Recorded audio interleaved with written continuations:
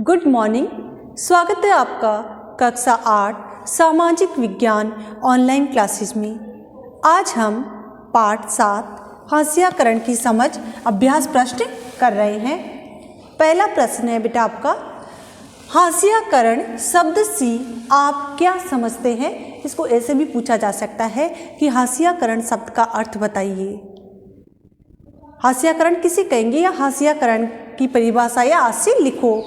तो इसका अर्थ है जब किसी व्यक्ति या समुदाय को किनारे या हाशिए पर धकेल दिया जाता है तो उसे हास्याकरण कहा जाता है। हमारे समाज में बेटा बहुत सारे समुदाय निवास करते हैं। तो इसमें क्या होता है, कोई समुदाय विशेष या किसी व्यक्ति विशेष को किनारे पर धकेल देना, जो महत्वपूर्ण सुविधाएं सरकार के द्वारा दी जा रही है उनसे वंचित कर देना, समाज से अलग थलग कर देना, क्या कहलाता है, हास्याकरण। नेक्स्ट प्रश्न है आपका, आदिवासी शब्द का अर्थ बताइए। तो बेटा आदिवासी जो शब्द है इसका अर्थ होता है मूल निवासी। हालांकि हमारे संविधान में जो आदिवासी समुदाय है इसके लिए जनजाति शब्द का प्रयोग भी किया जाता है। आपने ये शब्द सुना होगा बेटा, अनुसूचित जनजाति। अनुसूचित जाति तो किसके लिए होता है, अनुसूचित जाति शेड्यूल कास्ट के लिए किया जाता है। अनुसूचित जनजाति किसके लिए किया जाता है, आदिवासियों के लिए। तो इनको मूल निवासी भी कहा जाता है, इनको जनजाति भी कहा जाता है। नेक्स्ट प्रश्न है अपना, आदिवासी लगातार हाशिए पर क्यों खिसकते जा रहे हैं। यानी जो आदिवासी समुदाय है समाज से अलग थलग क्यों होता जा रहा है, वो समाज में घुल मिल क्यों नहीं रहा है। बाकी अपने आसपास के परिवेश में आप देखोगे समाज में रहने वाले सभी समुदाय एक दूसरे से जुड़े हुए होते हैं, घुलते मिलते हैं, आपस में मिलते हैं। तो इसका कारण है आदिवासियों की जमीन को खनन व औद्योगिक परियोजनाओं के लिए छीना गया है। तो आदिवासी समाज का हाशिए पर होने का कारण है उनके जो संसाधन थी, उनकी ज़मीन थी, उनके जंगल थे, वो उनसे खनन के कारण या फिर उद्योगों की स्थापना के लिए छीने जा रहे हैं। दूसरा है, आदिवासी समुदाय आजीविका और भोजन के मुख्य स्रोत से वंचित हो गए हैं। जो आदिवासी समुदाय जंगल को अपनी भूमि स्वामित्व, जंगल पर अपना अधिकार समझता था, जंगल से लकड़ियाँ बीनना या जंगल से ही उनकी आजीविका के मुख्य स्रोत थे, जड़ी बूटियों के माध्यम से, स्थानांतरित खेती के माध्यम से। तो आज उनसे उनके आजीविका के जो मेन स्रोत थे वो छीन लिए गए हैं, वो उनसे वंचित हो गए हैं। तो आदिवासी समाज इस कारण लगातार हाशिए पर खिसकते जा रहे हैं, समाज की मुख्य धारा से अलग होते जा रहे हैं। नेक्स्ट प्रश्न आपका, घेटोआइजेशन क्या है।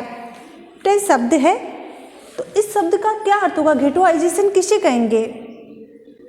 बेटा घेटोआइजेशन कहते हैं एक ही इलाके में किसी ऐसी बस्ती या इलाके के लिए यूज किया जाता है घेटोआइजेशन, जिसमें मुख्य रूप से एक ही समुदाय के लोग रहते हैं। और वो समुदाय के लोग एक साथ रहने का कारण क्या हो सकता है, भय या दुश्मनी के डर से, या फिर उन्हें ये रहता है कि वो समुदाय से बाहर जाएंगे तो वो अपने आप को असुरक्षित महसूस करते हैं। तो वो एक ही समुदाय के लोगों का जो इलाका है वो क्या कहलाता है, घेटोआइजेशन। अब आपका अगला प्रश्न नंबर 5, आप अल्पसंख्यक समुदायों की सुरक्षा के लिए संवैधानिक सुरक्षाओं को क्यों महत्वपूर्ण मानते हैं। यानी अल्पसंख्यकों की सुरक्षा के लिए जो संविधान में दिए गए प्रावधान है वो क्यों महत्वपूर्ण है। तो इसका उत्तर है बेटा, जो अल्पसंख्यकों को बहुसंख्यक समुदाय के वर्चस्व से बचाने के लिए संवैधानिक सुरक्षाएं महत्वपूर्ण है। तो जो संवैधानिक उपाय है वह अल्पसंख्यक समुदाय को बहुसंख्यक समुदाय के जो अधिकार हैं उनसे बचाने के लिए महत्वपूर्ण है। नेक्स्ट प्रश्न, विस्थापित किसे कहते हैं। अपन ने ये नाम कई बार सुना है, विस्थापित या विस्थापन। तो विस्थापित किसे कहेंगे, बेटा विस्थापित उसे कहेंगे ऐसे लोग जिन्हें बांध, खनन आदि विशाल विकास परियोजनाओं की ज़रूरतों को पूरा करने के लिए जबरन उनके घर बार से उजाड़ दिया जाता है, उनकी ज़मीनें छीन ली जाती है। नदियों पर बांध बनाए जाते हैं। इसके अलावा खनन करने के लिए तो जो समुदाय विशेष वहाँ पर रह रहे हैं, वहाँ के मूल निवासी हैं, उनसे उनकी ज़मीनें छीन ली जाती है, उन्हें वहाँ से हटा दिया जाता है, तो उन्हें क्या कहेंगे? विस्थापित। ऐसे व्यक्ति या समुदाय जिन्हें बांध खनन विशाल विकास परियोजनाओं के लिए उनके घरों से खदेड़ दिया जाता है, हटा दिया जाता है, तो उन्हें विस्थापित कहा जाता है। नेक्स्ट प्रश्न है आपका, सच्चर कमेटी का संबंध किससे था? सच्चर कमेटी का संबंध बेटा मुसलमानों की स्थिति का अध्ययन करके उसकी रिपोर्ट देने से संबंधित था। जंगल से मिलने वाले 4 उत्पादों की सूची बनाओ। जंगल से मिलने वाले हमें 4 या 5 पदार्थ बताने जो हमें जंगल से मिलते हैं। जंगल हमारी कौन सी आवश्यकताओं की पूर्ति करते हैं? पहला है मकानों और रेलवे के लिए इमारती लकड़ी, मकान बनाने के लिए, फर्नीचर के लिए और रेलवे लाइनों के लिए जो इमारती लकड़ी है वो हमें कहाँ से मिलती है? जंगलों से। दूसरा, खनन के लिए वन भूमि, खनन कार्य के लिए वन भूमि भी हमें जंगलों से प्राप्त होती। जंगल में जो पहाड़ियाँ होती हैं वहाँ पर बहुमूल्य खनिज होते हैं, सोने, चांदी, हीरे, कोयले के भंडार, ये सब हमें कहाँ से प्राप्त हो रहे हैं? जंगलों में जो पहाड़ियाँ हैं वहाँ से। नेक्स्ट है जड़ी बूटियाँ। जो आदिवासी समुदाय है इन्हें जड़ी बूटियों का ज्ञान होता है। जंगलों में बहुत तरह की जो आयुर्वेदिक जड़ी बूटियाँ हैं वो पाई जाती है और वो हमें जंगलों से प्राप्त होती है। फिर पशु उत्पाद, पशुओं से संबंधित जो उत्पाद है, हाथी दांत है, चमड़ा है, ये सब भी हमें कहाँ से प्राप्त होते हैं? जंगलों से। तो इस तरह जंगल हमें महत्वपूर्ण सामग्री प्रदान करते हैं। नेक्स्ट प्रश्न, 2005 ईस्वी में बनी सच्चर कमेटी के सुझाव बताइए। केंद्र सरकार ने 2005 ईस्वी में सच्चर कमेटी का गठन किया और इसने कौन कौन से सुझाव दिए वो अपन जानते हैं। अब सच्चर कमेटी के अध्यक्ष कौन थी? न्यायाधीश सच्चर।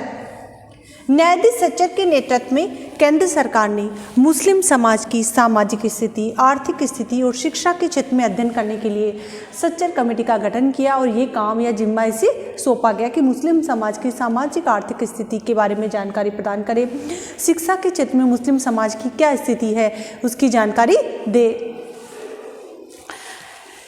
इसके सुझाव, पहला, मुसलमान भी उसी तरह हाशियाई होने की स्थिति में है जैसे आदिवासी, यानी मुस्लिम समाज भी उसी तरह हाशियाई है जैसे कि अनुसूचित जाति है, अनुसूचित जनजाति है, आदिवासी समुदाय है, उसी तरह मुस्लिम समाज भी हाशियाई समुदाय है।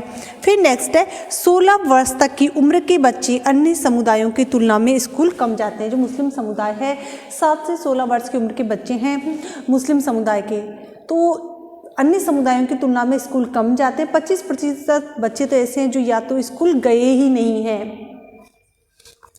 दूसरा सुझाव दिया गया कि जो मुस्लिम समाज के 66% बच्चे हैं सरकारी स्कूलों में जाते हैं और 25% बच्चे निजी स्कूलों में पढ़ते हैं। तो सच्चर कमेटी के सुझावों की अनुशंसा के आधार पर केंद्र सरकार ने इस समाज की स्थिति को सुधारने का प्रयास किया। इसमें कई बार बेटा प्रश्न ये भी बन जाता है कि सच्चर कमेटी के अध्यक्ष कौन थे? न्यायाधीश सच्चर। सच्चर कमेटी का गठन क्यों किया गया? मुस्लिम समाज की सामाजिक, आर्थिक और शैक्षिक स्थिति का अध्ययन करने के लिए सच्चर कमेटी का गठन किया गया। बेटा ये क्वेश्चन आंसर आपको नोटबुक में करने हैं, साथ ही आपको याद भी करने हैं। Thank you.